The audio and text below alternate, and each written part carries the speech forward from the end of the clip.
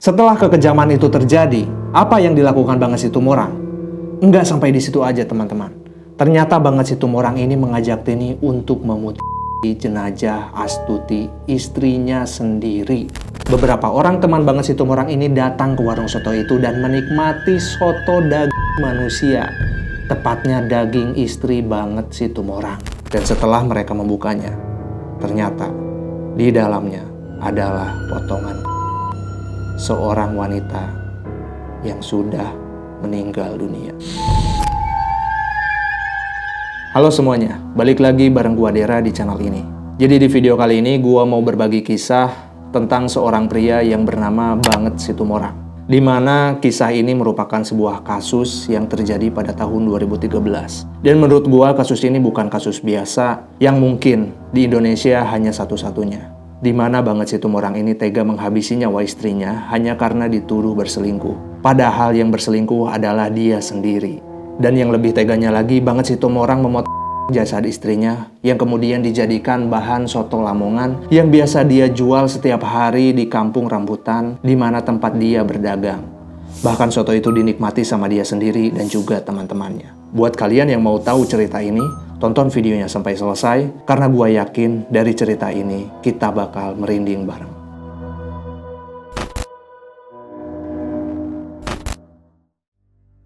Pada tahun 2013 terjadi sebuah kasus pembunuhan yang terjadi di Kecamatan Ciracas, yaitu tepatnya di Kampung Rambutan. Di mana pelakunya adalah seorang penjual soto Lamongan dan korbannya adalah istrinya sendiri. Kasus ini terkuak pertama kali ketika polisi menemukan beberapa potong jasad manusia yang tercecer di sebelah jalan tol sekitar kawasan Cikampek. Lalu polisi melakukan penelusuran terhadap jasad itu dan ditemukanlah bahwa jasad itu merupakan seorang wanita yang bernama Darna Sri Astuti, di mana Darna ini adalah seorang istri dari seorang pria yang bernama Banget Situmorang. Akhirnya polisi melakukan penyelidikan dan penyidikan terhadap Banget Situmorang ini, dan dia ditetapkan sebagai pelaku utama bersama satu orang perempuan selingkuhannya yang bernama Tini. Sampai akhirnya Banget Situmorang dijatuhi hukuman mati dan Tini mendapat hukuman 14 tahun penjara. Lalu bagaimana kejadian sebenarnya dari kasus ini? Kita perlu menelisik dulu bagaimana kehidupan Banget Situmorang, asal-usul, dan motif yang dia lakukan terhadap istrinya itu.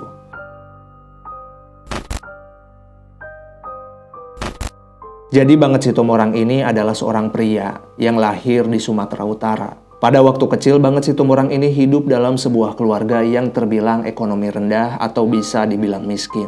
Dia bahkan sering dikucilkan dan diejek karena keluarganya yang miskin. Sampai akhirnya Banget Situmorang ini sering berantem dengan teman-temannya hanya karena ejekan-ejekan itu. Melihat kelakuan anaknya itu, akhirnya bapaknya Banget Situmorang gak tinggal diam. Dia ngasih pelajaran ke Banget Situmorang agar gak berantem lagi tuh sama teman-temannya. Tapi perkataan orang tuanya ini gak pernah didengar sama Banget Situmorang. Sampai akhirnya Banget Situmorang ini terlibat konflik dengan bapaknya, di mana waktu itu Banget Situmorang melawan ketika diajari oleh bapaknya. Yang padahal bapaknya ini tuh mau ngasih tahu ke Banget supaya nggak berantem lagi sama teman-temannya.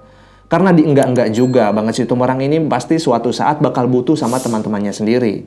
Tapi Banget yang merasa waktu itu sering dihina oleh teman-temannya, gak bisa terima tuh. Akhirnya terjadi cekcok antara bapak dan anak ini. Singkat ceritanya tahun 1996, di mana Banget waktu itu menginjak umur 19 tahun, akhirnya pergi ke Jakarta untuk menemui neneknya dan tinggal di sana. Banget sampai di Jakarta waktu itu di daerah Otista, di mana tempat neneknya tinggal.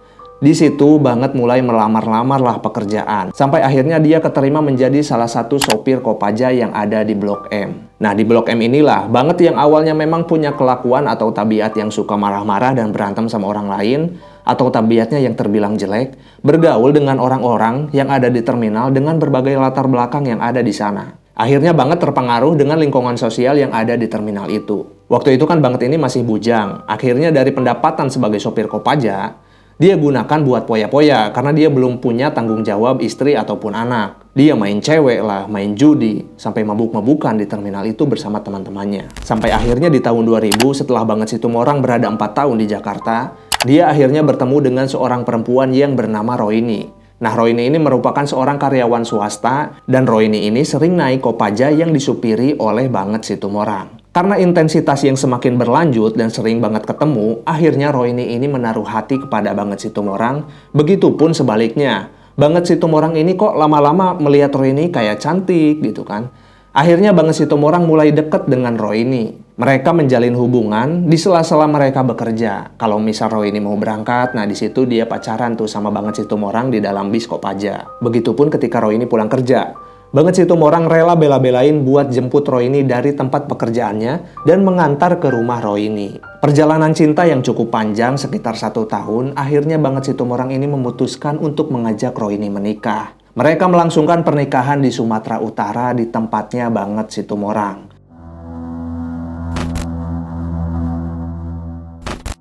Setelah Banget Situmorang dan Rohini kembali ke Jakarta, akhirnya mereka berdua memutuskan untuk menyewa sebuah rumah sebagai kontrakan, di mana di rumah itu mereka akan tinggal bersama sebagai sepasang suami istri. Beberapa tahun menjalin rumah tangga dengan Rohini, akhirnya Banget Situmorang ini dikaruniai 2 orang anak. Di mana ketika mereka dikaruniai 2 orang anak ini, kelakuan Banget Situmorang yang awalnya ketika bujang, waktu itu suka poya-poya, suka minum, dan suka bersenang-senang bersama teman-temannya akhirnya berhenti. Ketika Banget Situmorang ini menemui masalah ekonomi bersama Rohini, dia kembali ke tabiat awalnya sebelum dia menikah. Dia kembali poya-poya ketika mendapatkan uang. Sampai akhirnya Banget Situmorang dan Rohini ini akhirnya bertengkar hebat di rumah mereka. Pertengkaran hebat yang terjadi waktu itu antara Banget Situmorang dan Rohini terdengar oleh beberapa tetangga yang ada di sekitar rumah kontrakan Banget Situmorang. Akhirnya para tetangga ini tuh datang ke depan rumah mereka dan mencoba mendamaikan keduanya. Tapi sayangnya mereka nggak bisa didamaikan sampai Banget Situmorang ini kabur dari kontrakan itu. Nah setelah kabur beberapa hari, Banget Situmorang ini balik lagi ke kontrakan itu buat menemui Rohini. Mereka maaf-maafan di situ. Dan dari kejadian itu, beberapa hari kemudian mereka bertengkar hebat lagi di situ. Sampai akhirnya para tetangga ini pusing lihat kelakuan mereka berdua.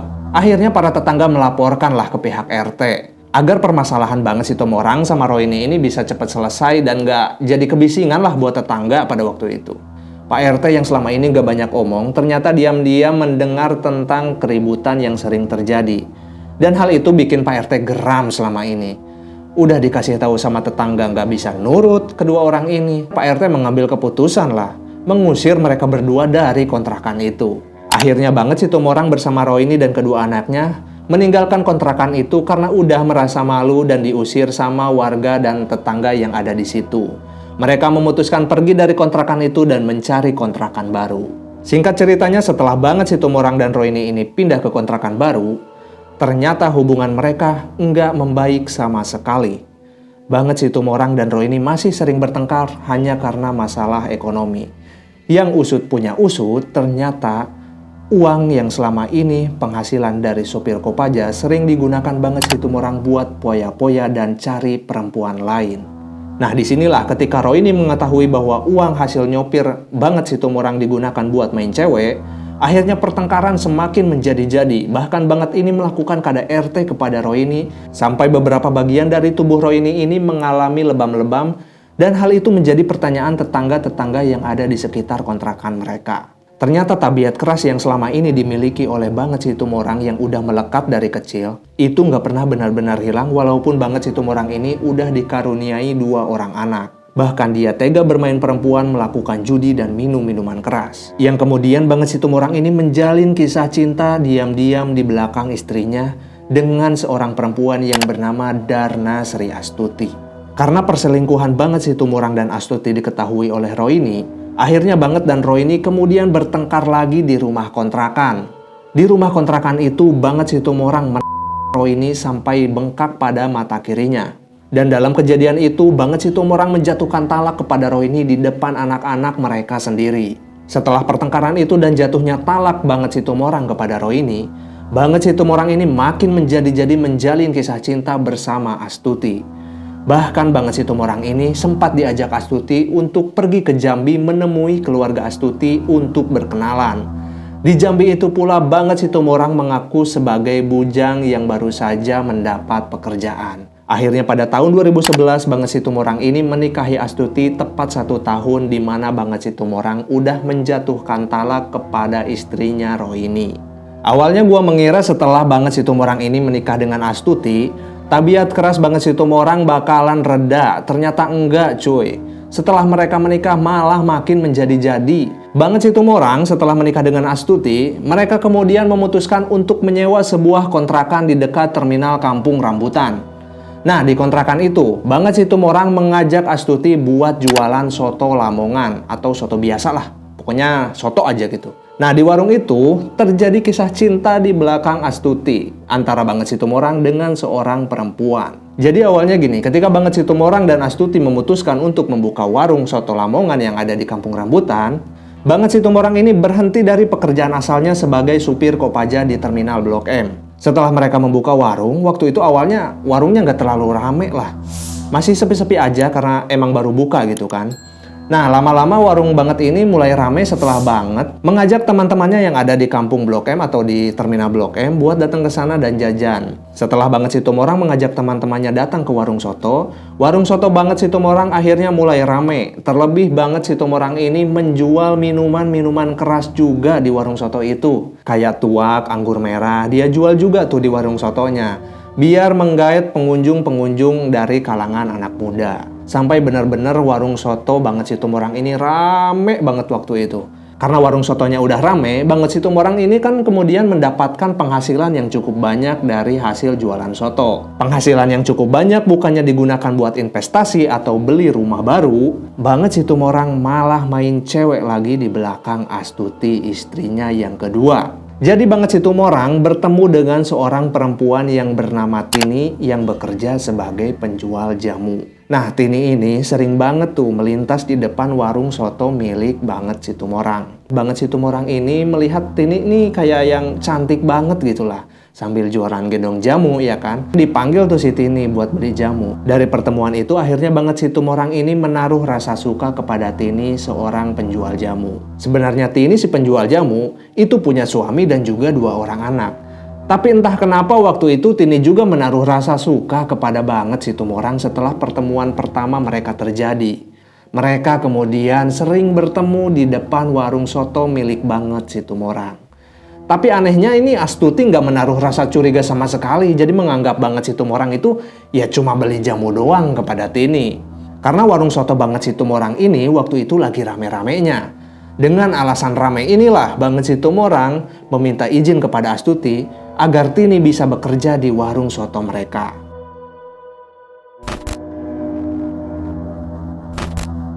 Singkat ceritanya setelah Tini diajak bekerja di warung Banget Situmorang, dia kemudian diizinkan buat jualan jamu di situ buat nambah variasi makanan yang ada di warung sotonya.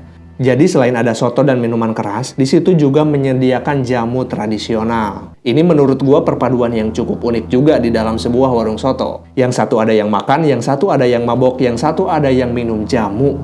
Dan anehnya waktu itu, istrinya Banget Situmorang gak pernah menaruh kecurigaan sama sekali kepada Tini yang ikut berjualan jamu di warung soto mereka. Sampai suatu hari, ketika warung soto itu akan tutup, kondisi dalam warung soto itu udah sepi pengunjung. Nah, Astuti melihat Banget Situmorang dan Tini melakukan hubungan romantis di dalam warung soto itu. Setelah Astuti mengetahui Banget Situmorang selingkuh di belakangnya, akhirnya terjadi cekcok besar-besaran di dalam warung soto itu. Mereka bertiga terlibat pertengkaran hebat. Astuti menuduh Tini sebagai pelakor, sementara Tini terus membela diri. Dan Banget Situmorang justru melakukan kekerasan kepada istrinya sendiri. Banget Situmorang menampar Astuti di depan Tini waktu itu. Dari pertengkaran itu pula akhirnya Astuti memecat Tini sebagai pegawai dan mengusirnya dari warung soto itu. Ternyata perjalanan perselingkuhan antara Banget Situmorang dan juga Tini nggak berhenti sampai di situ aja. Mereka berdua diam-diam sering bertemu dan menjalin asmara. Sampai tibalah suatu hari ketika Astuti mengetahui bahwa Banget Situmorang masih sering bertemu dengan Tini si penjual jamu. Terjadi cekcok kembali antara Banget Situmorang dan Astuti. Nah, di situ Banget Situmorang ini mulai merasa pusing dengan cekcok yang sering terjadi di antara mereka. Akhirnya Banget Situmorang bertemu dengan Tini di sebuah tempat dan merencanakan akan melakukan terhadap Astuti, istri dari Banget Situmorang. Dan akhirnya rencana itu dilakukan Banget Situmorang pada tanggal 1 Maret 2013. Di mana pada tanggal 1 Maret 2013, Banget Situmorang mengajak istrinya Astuti untuk minum minuman keras malam hari di warung soto milik mereka. Dan entah kenapa pada malam itu Astuti ini nurut aja dengan ajakan Banget Situmorang. Beberapa lama setelah mereka meminum minuman keras, Banget Situmorang kemudian mengajak Astuti untuk melakukan hubungan suami istri. Tapi ketika itu akan dilakukan, Banget Situmorang menuduh Astuti bahwa dia sudah berselingkuh. Yang padahal Banget Situmorang yang melakukan perselingkuhan dengan Tini. Di situ karena efek dari minuman keras, Astuti membantah tentang tuduhan Banget Situmorang. Dan akhirnya terjadi lagi cekcok antara mereka berdua. Dan ketika cekcok itu berlangsung, Banget Situmorang ini tega menampar Astuti. Dia melakukan KDRT kepada Astuti, bahkan Astuti ini dibawa ke kamar mandi disiram dengan air dingin. Setelah itu Astuti dibawa kembali ke kamar dan diikat oleh Banget Situmorang. Setelah Astuti diikat, Banget Situmorang bahkan menendang Astuti istrinya sendiri. Dan beberapa saat kemudian Tini datang ke warung soto itu untuk membantu Banget Situmorang mengeksekusi Astuti malam itu juga. Tini yang sudah datang ke warung membuat Banget Situmorang semakin marah kepada Astuti. Dia terus memukuli Astuti malam itu. Sampai Astuti benar-benar menghembuskan napas terakhir di tangan suaminya sendiri di dalam warung soto milik mereka berdua. Setelah kekejaman itu terjadi, apa yang dilakukan Banget Situmorang? Enggak sampai di situ aja teman-teman. Ternyata Banget Situmorang ini mengajak Tini untuk memukuli jenazah Astuti, istrinya sendiri. Banget Situmorang menyiapkan sebuah pisau, tubuh Astuti, kemudian membaginya menjadi beberapa bagian. Bagian-bagian tubuh dari Astuti kemudian dimasukkan Banget Situmorang ke dalam beberapa kantong kresek hitam yang udah disiapkan sama Tini selingkuhannya. Dan setelah itu Banget Situmorang menyimpan beberapa potong daging dari jenazah Astuti dan bagian dalam tubuhnya ke dalam lemari pendingin. Sementara sebagian besar tubuh Astuti akan dibuang di beberapa wilayah yang sudah Banget Situmorang tentukan. Akhirnya setelah Banget Situmorang dan Tini melakukan kekejaman itu, mereka kemudian pada subuh hari menyewa sebuah angkot berwarna merah milik seorang juragan angkot dengan harga Rp250.000. Banget Situmorang menyetir angkot itu bersama Tini pergi ke sebuah wilayah dan memasuki jalan tol yang ada di daerah Cikampek. Mereka membuang tubuh Astuti di berbagai tempat. Dan yang terakhir Tini membuang satu kresek hitam yang di dalamnya adalah potongan dari Astuti. Yang untungnya pada waktu itu, kejadian ini dilihat oleh dua orang yang sedang berada di pinggir jalan tol. Mereka berdua ini curiga dengan tingkah laku yang dilakukan oleh dua orang yang berada di dalam angkot merah. Akhirnya setelah Tini dan Banget pergi dari lokasi, kedua orang ini kemudian memeriksa apa yang sebenarnya mereka buang di dalam kantong kresek hitam itu. Dan setelah mereka membukanya, ternyata di dalamnya adalah potongan seorang wanita yang sudah meninggal dunia. Akhirnya kedua orang ini kemudian melaporkan kejadian itu ke pihak kepolisian. Pihak kepolisian kemudian datang ke lokasi dan segera melakukan investigasi. Pihak kepolisian yang melakukan investigasi bertanya kepada dua orang itu. Untungnya dua orang itu ingat bahwa orang yang membuang kresek hitam itu menggunakan sebuah angkot yang berwarna merah. Pihak kepolisian kemudian mengecek CCTV untuk memastikan pengakuan dua orang ini, dan ternyata benar aja. Di dalam CCTV itu di sekitar wilayah kejadian, ada satu angkot merah yang mencurigakan buat pihak kepolisian. Akhirnya pihak kepolisian melakukan investigasi untuk mencari angkot merah itu. Pihak kepolisian kemudian datang kepada juragan angkot dan bertanya, siapa yang menggunakan angkot pada waktu subuh itu? Dan sang juragan angkot berkata kepada pihak kepolisian, kalau angkot merah itu disewa oleh seorang pria yang bernama Banget Situmorang.